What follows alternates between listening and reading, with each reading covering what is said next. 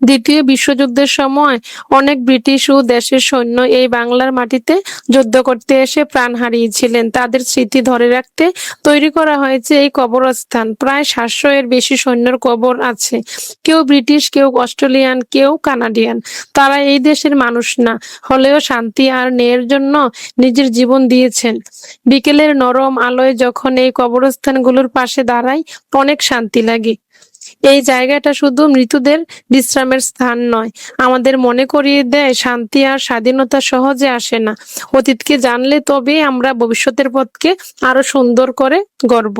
আসসালামু আলাইকুম, সবাই কেমন আছেন? আশা করি ভালো আছেন। আলহামদুলিল্লাহ, আপনাদের দোয়ায় আমিও ভালো আছি। চলে আসলাম কুমিল্লা ক্যান্টনমেন্ট ইংরেজ কবরস্থানে আর কি। তো পাশ দিয়ে সবসময় আমরা আসা যাওয়া, তবে আমার আর যাওয়া হয় না আর কি। সবসময় বলি যাবো, যাওয়া হয় না।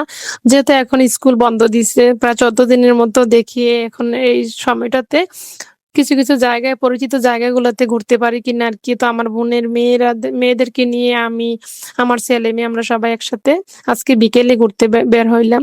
জায়গাটাতে যদি না যাইতাম বুঝতেই পারতাম না, এত সুন্দর মনোরম পরিবেশ, এত স্মৃতি জড়িয়ে আছে আমাদের মাঝে আর কি।